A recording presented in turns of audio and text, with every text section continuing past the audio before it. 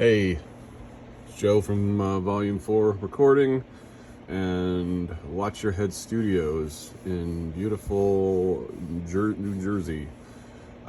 Making a video of a little studio tour because if I need to watch another video about people arguing over preamps, I'm gonna lose my fucking mind. So, this video is for people that are interested in having me help them get their project across the finish line, or are interested in me guesting on their track, or anything to do with their track. This is the gear we're going to use and talk about, and we're going to go through piece by piece, okay? It's going to be very painless, but I just want you to see what you're going to be getting if you decide to use us for any of your audio services. We're going to start at the top. This supplies power to everything below it, okay? It's just an on-off switch. They don't sound any different other than when it's on, it makes sound. When it's off, it doesn't make sound. First thing we have in our rack here is a Joe Meek channel strip. I particularly like this on lead guitar, but also bass guitar. And I really have a soft spot for the Joe Meek stuff. It was there, and then it really wasn't at one point, and anybody that can find some of it is usually really happy with it. Below that, I have two Warm Audio tube EQs. I bought these because they've got the low side and also the mid side. So I'm using these more for guitar EQ if I need to kind of sweeten something up or take some harshness off of something. I'm gonna go for those again because it's two Pultecs in one. You've got the low end, which I don't need, but I didn't have the high or the middle end of this, which I do now. Below that is this old SPL optimizer. It's kind of a very specific surgical tool. What this does is, depending on if you're feeding it a mono signal or a stereo signal, if you're feeding it a mono signal, you have 4 opportunities to fix your problem in terms of an EQ, okay? You can notch it out, you can tell it whatever you need it to do in terms of getting rid of or adding to the signal. If you run this in stereo, you have 2 opportunities to fix things. Below that is just an old graphic equalizer I like to use on guitar sometimes. Very rarely used, but if we really need to pinpoint some certain problems, we can get there and deal with it. Below that, we have an Aphex 204 with a big bottom optical circuit. This I like to use on toms. Just give it a little more character, a little more weight. So we'll do a parallel thing with the toms on this before any other processing is done to them. It sounds fantastic. Moving down into the equalizer rack. Most of the equalizer rack here. What we have, I use this on, depending on the situation, that's either going to go to your main vocal is going to run through that, or your bass guitar. Most likely, main vocals are going to run through this equalizer. I've got a set of cappies here, or 2 sets of cappies here. These are for various things, guitars, equalizers, or drum equalizers, depending on the situation and what we're working on. Next to that is just a random compressor I came across on the internet through a friend. I don't really know anything about it. It gets some use on some snare stuff. DBX 510, this is for subharmonic synths, so if we need to add something to the low end of a bass or a bass drum, that's what we're going to use to do that. Then a set of Trident equalizers, because it's just always handy to have equalizers around. I'll use those sometimes for effects if I need to equalize a reverb or delay or do some sort of sweep. It's excellent for that. Below that, we have the Moog EQ4M. This is the mastering edition. This is where your background vocals are going to get run through. Okay? If you know about the Moog, you know what it does. It's got the air band, and it's just magic on the vocals, on background vocals. Also, if you're hiring me to do some sort of mastering project, that's part of the mastering chain. So again, we can make very tiny little decisions there that make a big impact once it's done. Below that, the API 5500 equalizer. This is basically my drum equalizer. Okay. Sometimes, again, it can go onto the master bus because we have these tiny little increments that we can change it to if we need to. Below that is a Pultec, Manly Pultec. This lives on the master bus, but I'll also use this on overhead drum microphones. It does everything you would want a Manly Pultec to do, and then a little bit extra.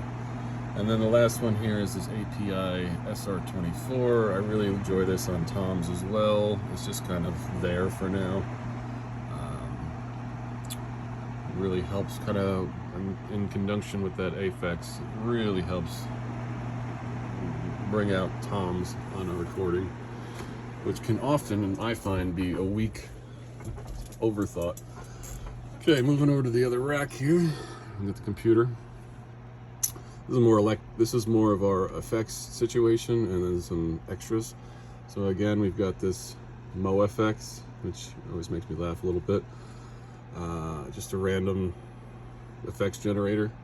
Below that, we've got some more equalizers. Again, this will be equalizing whatever effect we're using here, just to make sure that it doesn't get too out of whack or too far from one way or another. This is a hairball Rev F 1176. I really like that for certain snare drums. Not bad with certain vocals either, but I really find myself using that a lot on snare drum. If that doesn't work, generally we're going with this. This is an 1176 Blue Stripe, or A revision.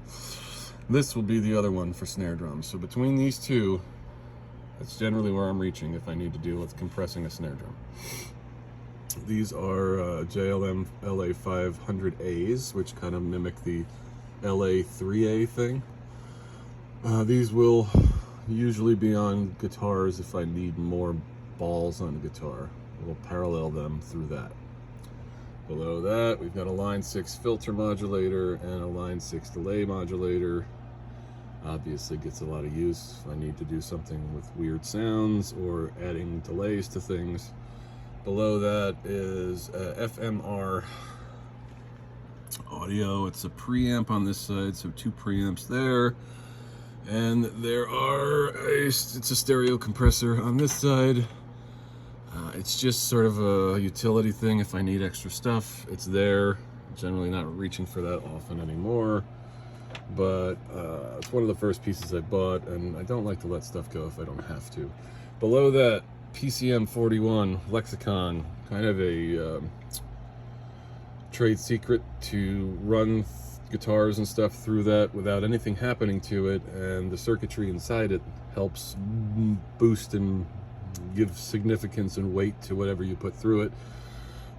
So what I'll end up doing is running guitar solos through that, and through that Joe Meek compressor there, just to give it the extra oomph it needs to sit well on a track.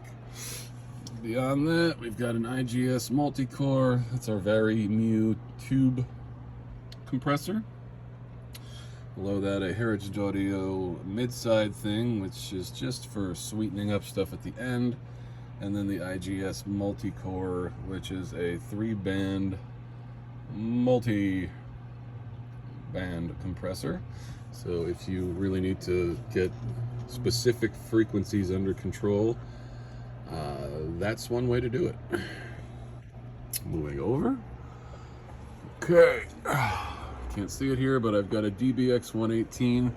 That box cost me about $200, but that is the finishing touches on any real good punchy drum sound you're going to get out of me. It does an enhancer thing, which brings back all the punch, if there's punch that's lost through mixing or what have you.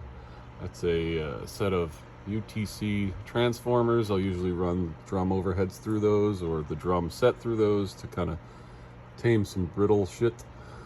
Below that, I've got 5 of 6 pieces of a Day King channel strip here. I'm missing the one compressor there. And at some point, I would imagine we'll find one, but they're kind of hard to find, and the looking has always been more exciting to me than the finding, because these are damn near impossible to find. But I found them, so I would think within 3 to 5 years I'll have that filled up as well, and then we'll be good to go. Below that is the second piece of warm audio gear I have here. It's a CL1B. It's an optical tube compressor, very handy on vocals. Below that is the Audioscape V-Comp Plus, very new compressor. I like it on vocals and I like it on bass. Like to let everybody know though, none of this stuff is sponsored. I paid out of my own pocket on the used reverb market for every single piece of equipment you're going to see here today. So these companies don't tell me what to do. They don't have any opinion. They don't have a sway over my opinion. These are just the tools that I can currently afford to make the best possible things happen in audio. Below that, API 2500. This is sometimes my drum bus. Most of the time it's going to be my mix bus, but it really depends on what the material is. If it's not appropriate for an API sound, we don't give it an API sound. Below that, we've got the D-Comp from Audioscape. I really love this on room microphones, especially when you're recording stuff like drums. It really helps kind of bring out some of the energy behind that stuff. Below that, a Day King FET 3. We use this strictly for background vocals or a parallel bus or a rear bus. So once we start making drums, once we start compressing drums and adding weight and stuff to them, sometimes the drum balance with the rest of the music can get out of whack. If that happens, what I do is I run it through the Day King here, everything but the drums. I'll run through the Day King on a very, very low ratio, everything wide open, and just let that thing hit a little bit to reintroduce some extra volume. Below that, Lexicon PCM something or other. It's the one that only has several, buttons. It's not super complicated. Generally, that's a snare reverb. Sometimes that'll be a vocal reverb, but for most of the time, that's just a snare reverb. Below that, I was turned on to this by a buddy of mine, the Plasma Rack distortion module. Most of the time, this is going to be for bass guitar when we need something super nasty. We're going to run it through that box. Below that, 1178 Audioscape's version. This gets background vocals run through it. Sometimes drums, but most of the time background vocal. We have our Apollo. Below the Apollo, we've got a Fatso. That's going to get, depending on the song, it's definitely going to get bass drum and snare drum run through it. It may have toms run through it as well. It's sort of a parallel thing to help add a little bit more to the signal.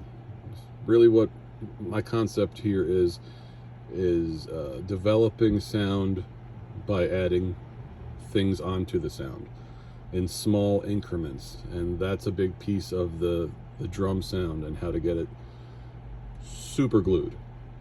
Below that, we have 3 JBL 7110s. I use those on toms for compressors, and then a Behringer Composer, which I don't really use anymore since I have the DBX 118 exciter now. So it just sort of lives there until I can find somebody that is excited about it and might want it. And on the bottom there, we have a Sans amp, which is our way of getting a bass DI signal into the whole mix. The last section here from the top, that's a Manley TNT. That's a tube, no tube preamp. I don't want to get into preamps anymore because I feel like there's enough of that. But I like that for guitar, recording acoustic guitar. Okay, it's as simple as that. I really love that for recording acoustic guitar. Below that, we have the Avalon. I'll run bass guitar through that. I'll run vocals through that if it's appropriate. Below that, a DBX 162. Kind of a famous compressor. That's a stereo version. I'll run any percussion, auxiliary percussion through that, and possibly drums if it needs a little bit more spank, let's call it. Below that, we have the Rev A I believe. No, Rev D. This might be the Rev D. 1176. It's the blackface. It's the one everybody has. I think it's the Rev D. That's going to be vocal. Sometimes that's bass guitar. Most of the time that's vocal. Below that, we have an LA2A from Audioscape.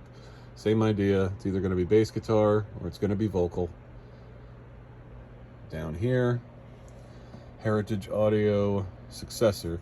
This is my music compressor. So the music, all the music stuff gets sent to this compressor, and this kind of does the evening out. I love the sound of this for certain specific stuff, more aggressive, distorted rock stuff. Below that, Heritage Audio's version of a 33609. Drums live on this. Live on this. There's my settings. I'm not even being super secretive about it. 3-to-1, fast release, 0 gain added, slow attack, about 50% on the threshold. Looking to hit this about 4 dB. Never any more than 4 dB. It's a fairly simple process, but it makes your drums huge. Below that, this is probably my most expensive piece, the Focusrite 3. The Focusrite 3. If you know what those numbers mean, you know that I have the one that everybody wants. This is the final spot. So your mixes run through this at the end, or the Allen Smart C2 comp, depending on the flavor. This one has some flavor. This one has a little less flavor, but a button that could add all the flavor you would want. Just depends on the situation. No two songs sound the same. No two songs should have the same recipe for success. Below that, we have a tuner because I do a lot of tracking here, and who wants to have a track that's out of tune? Under that, I have a pair of 1073s by Vintech. I really like these. I was turned on to these a long time ago and have never looked back. Below that, we have two LA4s from Yuri. They're optical compressors. I really like those for specific things. Certain bass drum things, if I need to pull out more of the bass drum, that's kind of a go-to, but usually in some sort of chain with another compressor. Below that is the Joe Meek stereo optical compressor. Background vocals live on that thing in conjunction with that. They just work together super well. Below that, we have the Audioscape 260 VU. That's their play on the DBX 160, which is like that, but mono units. So we're always gonna have a bass drum going through one of those, and then depending on the situation, maybe a floor tom on the other one, maybe a bass guitar on the other one. Really depends. Below that, we've got UA 610 with the optical compressor on it. Very rarely use the optical, but I like the tube preamp that's in there, so we use that. Below that is a DBX 160A, which is the first DBX 160 I had, and there's a noticeable difference in the sound about how it works. So it's good for certain things, but not for others. And then on the bottom there is this Arsenal Audio, which is an API conglomerate or spinoff. Those preamps there sound really close to the 512 preamps, so if I need the API sound, that's what I go for. If I need the Neve sound, that's what I go for. If I need something kind of different, I go for those. The idea being here, just options. Just options, okay? This isn't super complicated, but the idea is just to have options ready for when I have a sound presented to me that maybe needs to be fit inside of something. These are ways to help make those sounds fit. If you or anybody you know is looking for help finishing a song or an album, I would strongly recommend reaching out to us. We've got an excellent track record of helping get people across the finish line with these kinds of problems. We've got a tremendous list of bands we've worked with, and you can search online for our name, Volume 4, or Watch Your Head Studios, and there will be a significant list of people we work with. You can check out how their stuff came out and to see if it's something that you might want to work with us on. But we're a small business.